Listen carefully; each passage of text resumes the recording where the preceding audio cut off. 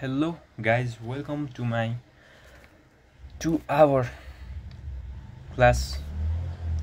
Today we will discuss about moment of inertia of uniform rod when axis passing through center and perpendicular to the length. मतलब कि जस्तै एउटा कुनै rod छ रे, मानम एउटा यो रड हो,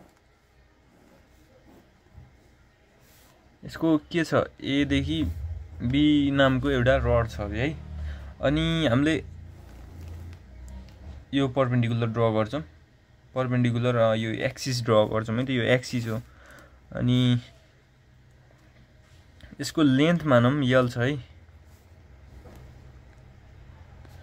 यसको हामीले मोमेन्ट अफ इनर्सिया क्याल्कुलेट गर्ने है, मोमेन्ट अफ इनर्सिया क्याल्कुलेट गर्ने हो।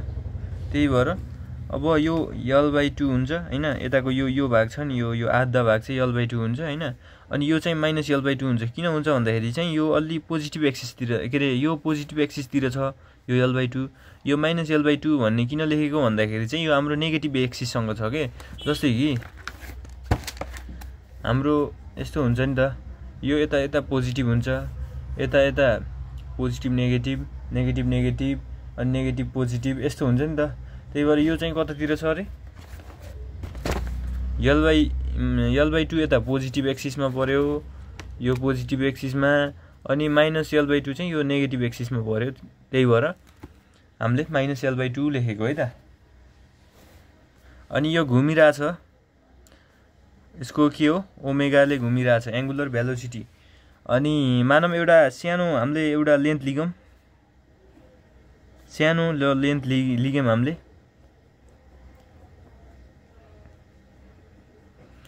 यसको डीएम हो, मास स्मल मास भनेर डीएम लेट गर्छौं, अनि यसको डिस्टेन्स चाहिँ डीएक्स लेट गर्छौं है।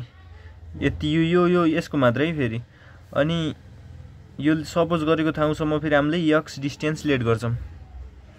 यो एक्स, यो डीएक्स र डीएम हुने यो छ नि, यो हामीले लेट गर्न लाग्यो डीएम र डीएक्स भनेको। जस्तै कि एउटा डीएक्स अनि डीएम भयो भने चाहिँ यो डी किन आउँछ भन्दाखेरि चाहिँ यो स्मल एलिमेन्ट हुन्छन् कि, अगाडि डी आइसकेपछि यो स्मल एलिमेन्ट रहेछ भन्ने बुझ्नुपर्छ है हामीले। अब ल्याङ्ग्वेज आफै लेख्नु होला, मैले यसो सर र भनिदिन्छु के लेख्ने भन्दाखेरि। अब यसमा छोटा छोटा पोइन्ट गर्ने है त मैले। एउटा यसको मास यम छ हैन, यसको मास है युनिफर्म रडको, एउटा युनिफर्म रड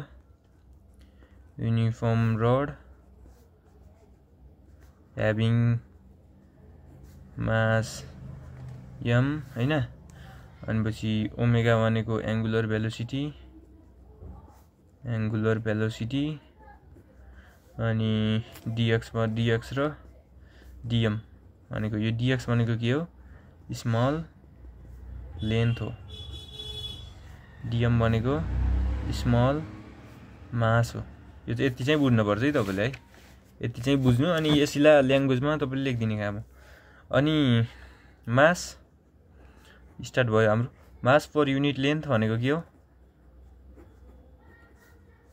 मास पर युनिट लेन्थ, मास पर युनिट लेन्थ शब्दमै छ, मास पर युनिट लेन्थ रे भनेपछि मास पर युनिट लेन्थ भनेको m/l।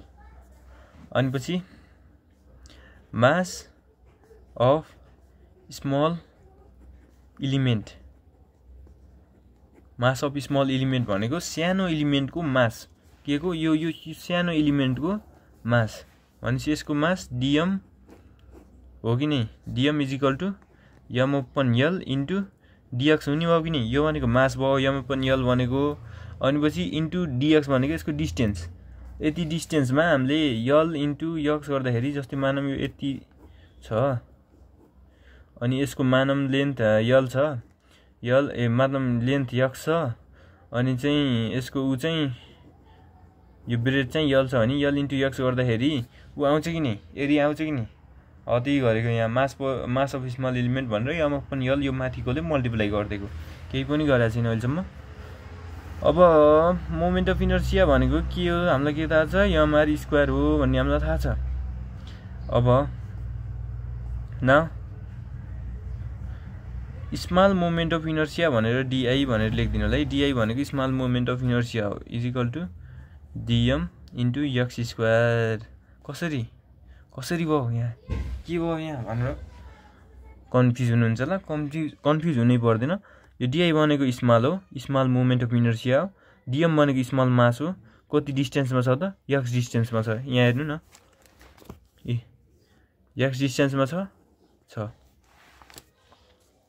dm into x square भयो। अब dm भनेको हामीले यहाँ माथि निकालेछौँ m upon l into dx भनेर निकालेका छौँ। m upon l into dx into x square आएछ DI भन्ने। अब total moment of inertia I is equal to integral of के हुन्छ DI हुन्छ।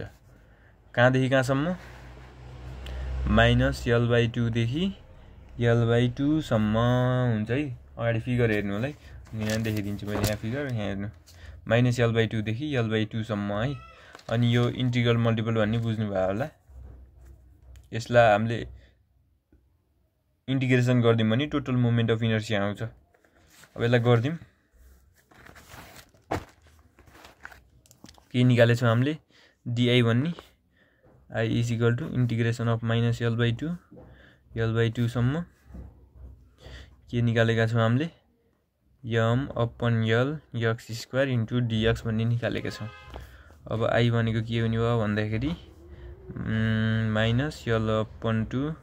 -L/2 यो m अपन l भनेको कन्स्टेन्ट हो। मैले त्यही भएर यसलाई अगाडि लिन्छु m अपन l। अब यहाँ के रह्यो x स्क्वायर इन्टु dx रह्यो हो कि नि। अब इन्टिग्रेसन गर्न आउँछ होला तपाईँलाई -L/2 अब x स्क्वायर इन्टु dx भयो। यो भनेको के हुन्छ I is equal to m upon l। अब यसलाई x³ अपन 3 लेख्न मिल्छ क्या मिल्छ तपाईँलाई थाहा होला। -L/2 dx घट्यो यहाँ dx कहाँको भन्नु होला। जस्तै कि x स्क्वायर छ भने यसरी x स्क्वायर इन्टु dx छ भने यस्तो हुन्छ कि x को क्युब 2 + 1 अनि यो पावरमा जे छ नि तल पनि त्यही +1 हुन्छ कि। यो x को माथि 2 प्लस स्क्वायर छ स्क्वायर भनेपछि यहाँ प्लस हामीले 1 जोडिन्छ अनि तल 2 + 1 यहाँ जे छ यहाँ त्यही लेखिन्छ। यही हो इन्टिग्रेसन भनेको। हामीले यहाँ त्यही गरेको x³ अपन 3 मैले डाइरेक्ट लेखेँ। अनि I is equal to m upon l। अब यसमा यो भ्यालु राख्ने सुरुमा यो 3 यता लिगम 3 लिन पाइन्छ हामीले। अनि x³ मात्र रह्यो अनि L/2 को क्युब माइनस हुन्छ माइनस प्लस भयो L/2 को क्युब भयो। I is equal to m upon 3l l³ 2l³ upon 2 को क्युब पनि 8 हुन्छ 2 को क्युब पनि 8 हुन्छ। त्यही भएर डाइरेक्ट मैले ल्याएको यहाँ कन्फ्युज नहुनु होला 8। अनि के भयो 2 4 जा 8 जान्छ यो यसलाई काट्छ। I is equal to m l एउटा l गयो स्क्वायर अपन 4 3 जा 12 कति सजिलो छ हेर्नु न ml स्क्वायर अपन 12। यही नै हो हाम्रो फाइनल हो। ल है त गाइज अर्को भिडियोको लागि लाइक शेयर र सब्स्क्राइब गरिदिनु होला है त।